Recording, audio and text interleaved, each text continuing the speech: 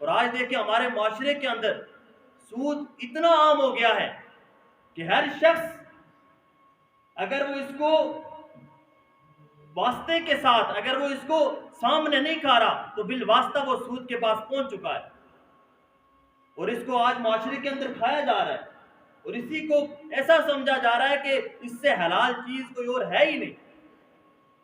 اور اللہ نے کلام پاک میں کیا فرمایا سود کھانے والوں کے لیے؟ فرمایا الذین یأکلون الربا لا یقومون الا کما یقوم الذی یتخبط الشیطان من المس۔ فرمایا وہ لوگ جو سود کھاتے ہیں، کل قیامت والے دن جب ہر شخص اپنی قبر سے اٹھ کر میدان محشر کی طرف جائے گا، کسی کو نہیں پتا ہوگا وہ کون سا گناہ کر رہا تھا، لیکن ایک سود خور ایسا ہوگا جسے پتا ہوگا، ہر شخص اسے پہچان لے گا کہ یہ دنیا کے اندر سود کھایا کرتا تھا۔ یہ جب قبر سے اٹھایا جائے گا اسے، فرمایا الذین یأکلون الربا لا یقومون الا کما یقوم الذی یتخبط الشیطان من المس۔ جب یہ قبر سے اٹھ کر میدان محشر کی طرف جائے گا، یہ ایسا محسوس ہوگا کہ جیسے اسے کوئی جن چمٹ گیا ہے۔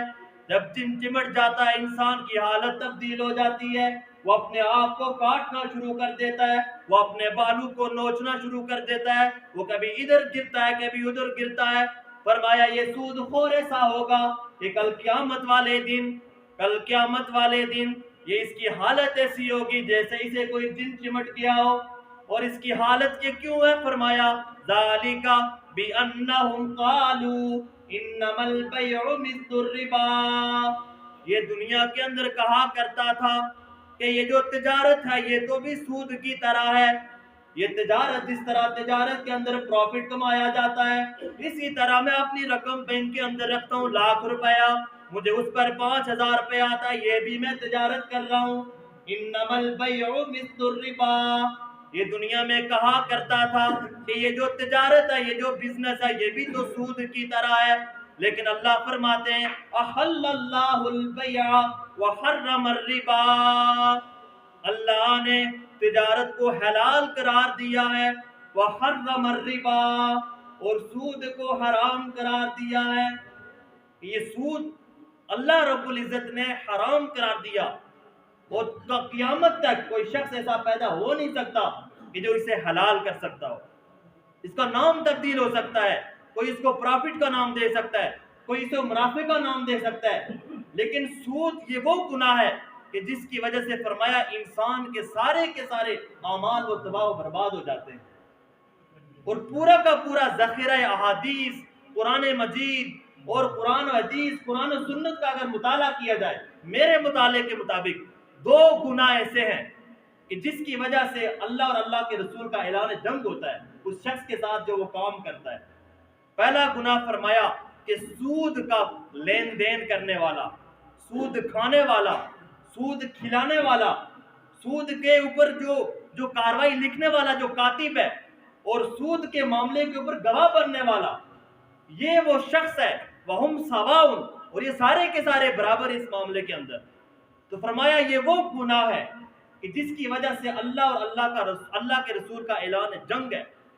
اور دوسرا فرمایا من عادى لي وليا فقد آذنته بالحرب، جو کوئی شخص میرے کسی ولی کے ساتھ، جو کوئی شخص میرے کسی دوست کے ساتھ دل میں بغض رکھتا ہے، عداوت رکھتا ہے، دشمنی رکھتا ہے، فرمایا اللہ اور اللہ کے رسول کا اس کے ساتھ اعلان جنگ ہے۔ یہ 2 گناہ ایسے ہیں کہ جس کی وجہ سے اللہ اور اللہ کے رسول کا اعلان جنگ ہے۔ تو اس لیے انسان اپنے آپ کو اس گناہ سے بچائے۔ یہ جو انشورنس کا معاملہ ہے، بینک کے اندر اکاؤنٹ کھلواتا ہے، کرنٹ اکاؤنٹ کھلوائے، سیونگ اکاؤنٹ نہیں کہ جس کی وجہ سے اس کا پیسہ بڑھ رہا ہے، نہیں کہ انسان بظاہر دیکھ رہا ہے کہ میرا پیسہ بڑھ رہا ہے، لیکن اللہ کا قرآن کیا فرماتا ہے؟ فرماتا ہے یمحق اللہ الربا ویربی الصدقات، اللہ رب العزت سود کے پیسے کو مٹا دیتا ہے، اللہ رب العزت سود کے پیسے کے اندر بے برکتی پیدا کر دیتا ہے، وَيُرْبِي الصَّدَقَاتِ، اور صدقات کو بڑھا دیتا ہے، صدقات کے اندر برکت پیدا کر دیتا ہے۔ انسان بظاہر دیکھ رہا ہے میں نے 5 لاکھ روپیہ بینک کے اندر رکھا ہے، مجھے ہر مہینے 10,000 روپیہ آ رہا ہے، انسان بظاہر دیکھ رہا ہے کہ مجھے تو فائدہ ہو رہا ہے، لیکن اللہ کا قرآن کہہ رہا ہے اسے فائدہ نہیں، نقصان ہو رہا ہے۔ یمحق اللہ الربا ویربی الصدقات، اللہ ربا کو مٹا دیتا ہے، سود کو، انٹرسٹ کو مٹا دیتا ہے، ویربی الصدقات، اور انسان جو صدقہ کرتا ہے اس کی وجہ سے انسان کے مال کے اندر اللہ برکت پیدا فرما دیتا ہے۔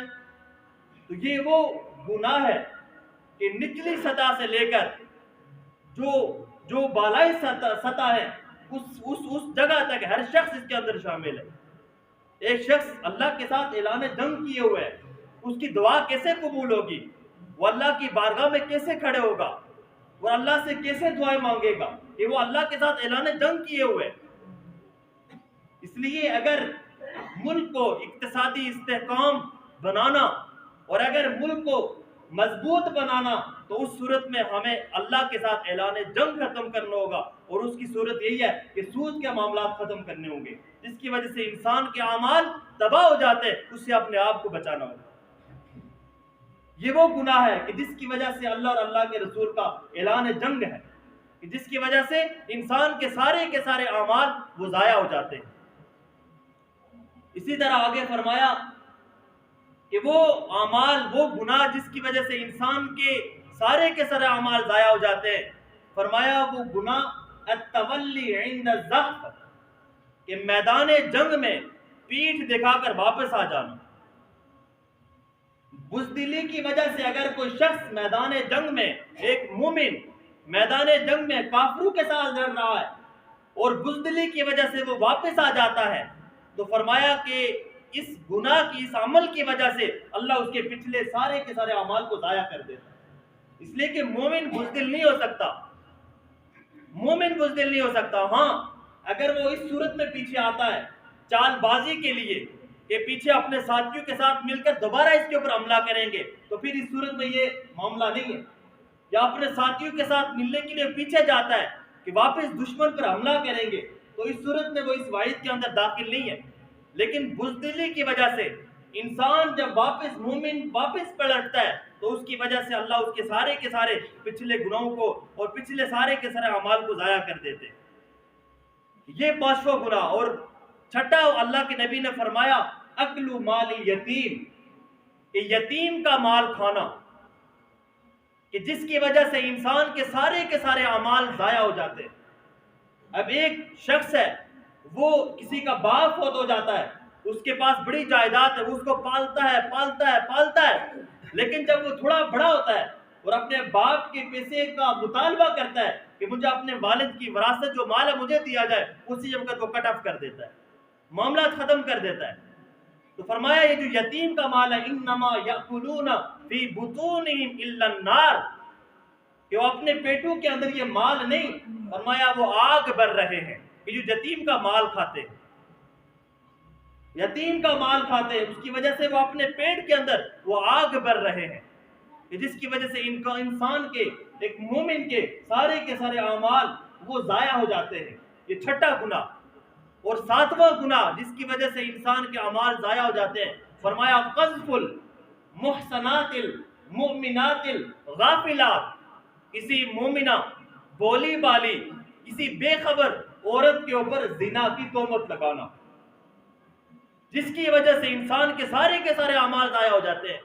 اس لیے جب ہم بگڑتے ہیں اس وقت پھر ہم نہ اپنی بیوی کو دیکھتے ہیں، نہ ہم اپنی بھابھی کو دیکھتے ہیں، نہ ہم اپنی بہو کو دیکھتے ہیں، نہ کسی اور رشتے کو دیکھتے ہیں، ہم تہمت تلاش کرتے ہیں کہ ہمیں کہیں موقع ملے اور اس کے اوپر تہمت لگائیں۔ اپنی بیٹیوں کے لیے پردے اور دوسرے کی بیٹیوں کی باری آئے تو ہم تہمت تلاش کرتے ہیں، دیکھا تو دور کی بات ہے، تلاش کرتے ہیں کہ ہمیں کوئی چیز مل جائے جس کی وجہ سے ہم اس کی عزت اچھال لیں۔ تو اللہ کے نبی نے فرمایا کہ جو شخص یہ گناہ کرتا ہے، کسی مومنہ بے خبر بولی بالی عورت کے اوپر زنا کی تہمت لگاتا ہے، اگر وہ اس کو 4 گواہ کے ساتھ ثابت نہ کر سکے تو اللہ کا قرآن کہتا ہے کہ اسے 80 کوڑے مارے جائیں گے، اور پھر کبھی بھی اس کی، جب تک وہ زندہ ہے، اس کی گواہی قبول نہیں کی جائے گی، اس کی گواہی نہیں قبول کی جائے گی۔ تو اس لیے یہ وہ گناہ ہیں کہ جس سے انسان اپنے آپ کو بچائے. ایک ایک گناہ کی وجہ سے اس کے سارے اعمال ضائع ہو جاتے ہیں. الشرک باللہ، اللہ کے ساتھ کسی کو شریک ٹھہرانا، چاہے وہ زندہ ہو یا مردہ، چاہے وہ ولی ہو یا نبی، چاہے وہ جن ہو یا فرشتہ، کسی کو بھی اللہ کی ذات کے برابر لا کر ٹھہرائیں گے انسان کے اعمال ضائع ہو جائیں گے. اس لیے اللہ سے دعا مانگی جائے کہ اللہ ہمارا خاتمہ عقیدہ توحید کے اوپر کر دے. اس لیے کہ تمام کے تمام انبیاء جو آئے عقیدہ توحید بنیاد تھی جس کی وہ دعوت دیتے رہے. اور دوسرا فرمایا السحر، جادو کرنا، جادو کا معاملہ کرنا انسان کے اعمال کو ضائع کر دیتا ہے. اور القتل، کسی شخص کا ناجائز قتل کرنا. اور آگے فرمایا اکل مال الیتیم، کسی یتیم کا مال کھانا. اور فرمایا التولی عند الزحف، میدان جنگ میں پیٹھ دکھا کر بھاگ جانا. اور ساتواں گناہ فرمایا قذف المحصنات المؤمنات الغافلات، ایک بھولی بالی بے خبر عورت پر زنا کی تہمت لگانا. یہ وہ گناہ ہے کہ جس کی وجہ سے اللہ اس کے سارے پچھلے سارے اعمال کو ضائع کر دیتا ہے. اللہ سے دعا ہے کہ اللہ رب العزت ہمیں ان گناہوں سے بچنے کی اور رسول اللہ کی زندگی کے مطابق اپنی زندگی بسر کرنے کی توفیق